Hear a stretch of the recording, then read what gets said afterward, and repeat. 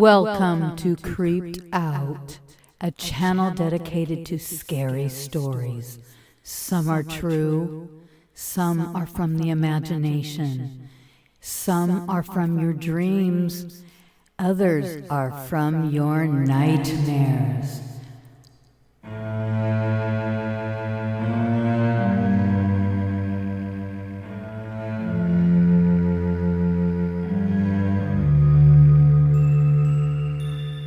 When I was 12 years old, in the summer of 1977, one of my best friends named Dale and I made a 10-minute walk to the nearby 7-Eleven on the weekends.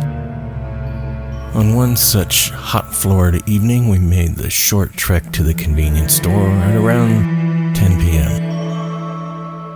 As we walked down our street, we would throw folded newspapers up into the air and watch the bats swoop in to catch them. As we continued on, we would cut through a small field on the way there, and then through the neighborhood adjacent to ours.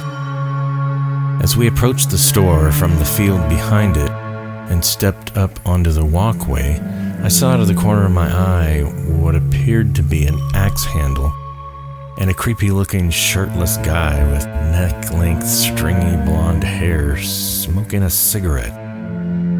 Not thinking anything of it, we headed into the store and made a beeline for the Slurpee and other sugary snacks we craved.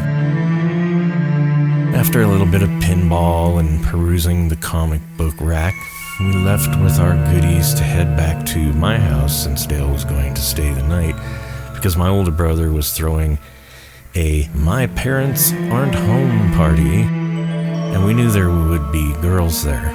You know, the typical clique preteen activities.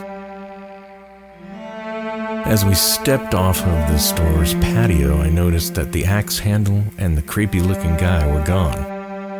We, of course, didn't think much of it since our minds were focused on getting home and digging into our sugary treasures and talking to older girls. Yeah.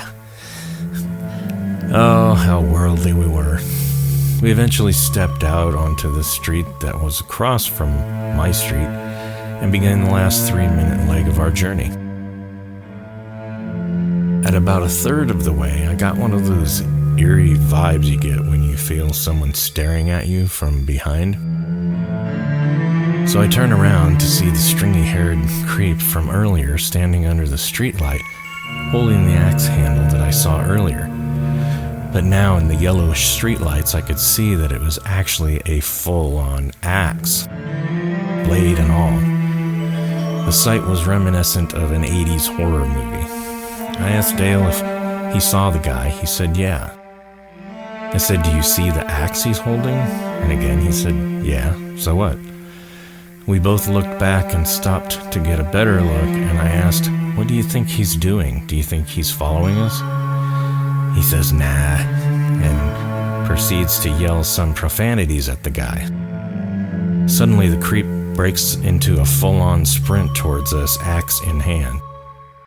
Upon seeing this, Dale and I let out the obligatory, "Oh, fuck," as we made our own Olympic-worthy sprint to my house, where, fortunately, my brother was throwing his party. We ran into my house and ran to the bathroom to hide in the shower, just like in most psycho-type movies you see, because we were genius preteens. After a few minutes, my brother came in and asked what was going on. We told him the whole story, and he said not to worry because he and his friends would keep an eye out for the guy.